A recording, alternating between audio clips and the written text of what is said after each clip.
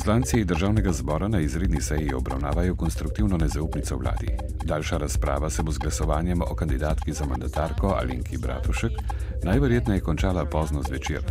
Svoj pogled na delo vlade je predstavil tudi premier Janez Janša.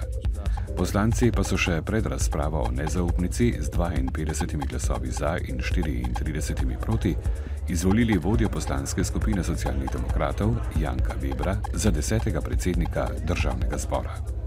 Vedno pa sem postavljal na prvo mesto interes ljudi, tako kot župan in poslanec, in se trudil, da predvsem upravičim njihovo zaupanje. Kot predsednik državnega zbora se bom trudil, da bom svojim delom upravičil vaše zaupanje in da bomo s konstruktivnim dialogom oblikovali najboljše možne rešitve za ljudi, ne glede na to, ali jih bo predlagala koalicija ali opozicija. Zaradi naraščajoče brezposelnosti in zaostrene socialne zakonodaje je pred skladišči humanitarnih organizacij vse večja gneča.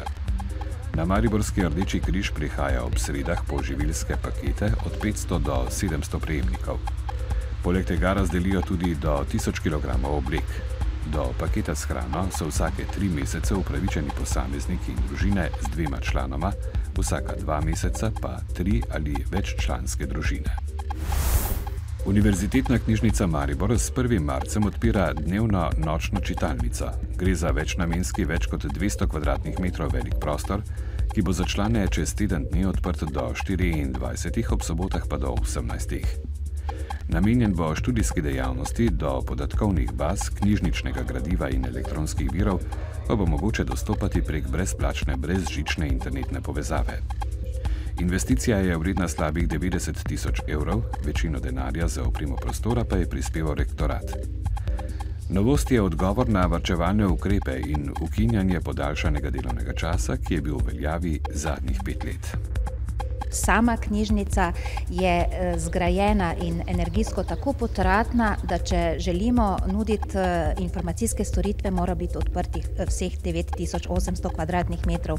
Ta prostor bo pa namenjen izključno študiju, druženju, v dopoldanskem času različnim prireditvam.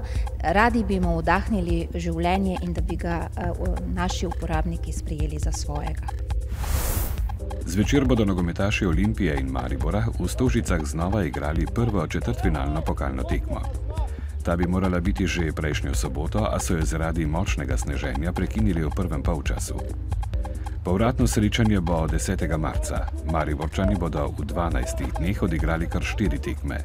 Prvenstveni s Triglavom in Olimpijo ter slednja še 2 pokalni. Dodatno zgoščen začetek spomladanskega dela sezone vijoličastim ne povzroča posebne skrbi, saj imajo dovolj igralcev.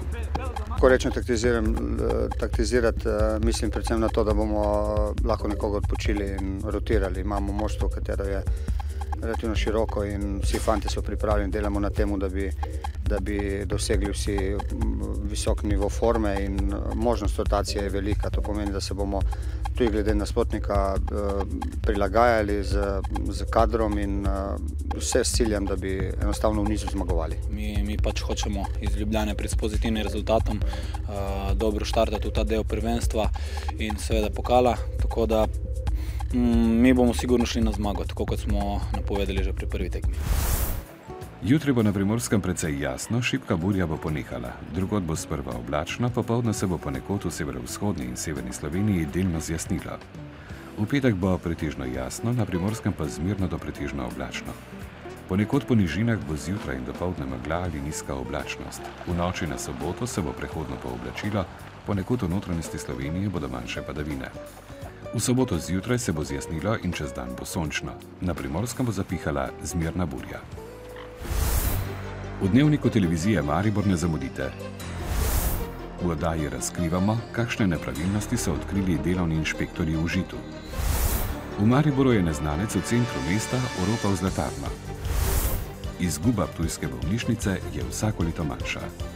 Novice Štajerske, Pomurja in Koroške ob 18.